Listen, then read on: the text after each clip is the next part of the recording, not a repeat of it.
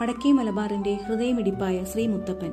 മുത്തപ്പനെ കുറിച്ച് പ്രചാരത്തിലുള്ള വിവിധ ഐതിഹ്യങ്ങളിൽ അയ്യങ്കര ഇല്ലത്തെ പാരമ്പര്യവും പറശ്ശിനിക്കടവിലെ ദർശനവും ചേർത്ത് വെച്ചുള്ള ആ കഥ നമുക്കൊന്ന് കേൾക്കാം. മക്കളില്ലാതെ ദുഃഖിതരായ അയ്യങ്കര ദേവനും പാടിക്കുട്ടി അന്തർജനത്തിനും ഒരു സ്വപ്നദർശനം ഉണ്ടായി.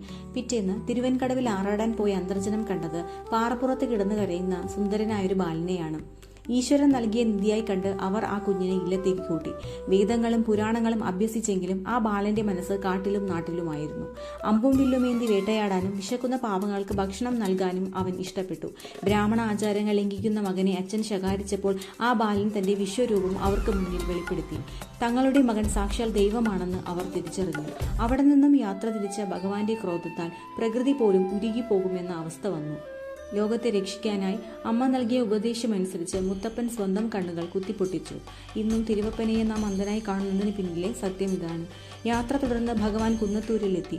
കള്ളു മോഷ്ടിക്കുന്ന വൃദ്ധനെ അമ്പയ്യാൻ നോക്കി ചന്ദൻ എന്ന ചെത്തുകാരൻ. എന്നാൽ മനുഷ്യരൂപത്തിൽ പ്രത്യക്ഷപ്പെട്ട ഭഗവാൻ മുത്തപ്പൻ തന്നെയായിരുന്നു ആ വൃദ്ധൻ.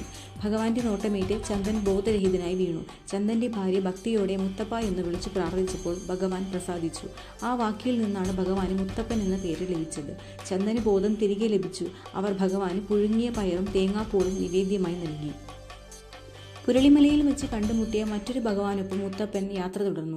തിരുവപ്പനയായും വെള്ളാട്ടമായും വിഷ്ണുവും ശിവനും ഒരേ രൂപത്തിൽ ഭക്തരെ അനുഗ്രഹിക്കുന്നിടമായി പറശ്ശിനി മാറി. മുത്തപ്പന്റെ ആരാധനാലയങ്ങളെ മടപ്പുര എന്ന് വിളിക്കുന്നു. തന്റെ അമ്പ് ചെന്ന് തറച്ച പറശ്ശിനിയിലെ കാഞ്ഞിരമര ചൂട്ടിലാണ് ഇന്നത്തെ പ്രശസ്തമായ പറശ്ശിനിക്കടവ് മടപ്പുര സ്ഥിതി ചെയ്യുന്നത്. പറശ്ശിനിക്കടവ് മുത്തപ്പൻ ക്ഷേത്രത്തിൽ പയറും തേങ്ങയുമാണ് പ്രധാന പ്രസാദം.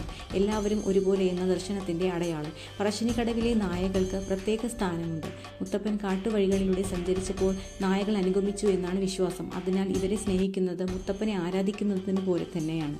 ഇവിടെ എല്ലാ ജീവികളും തുല്യരാണ്.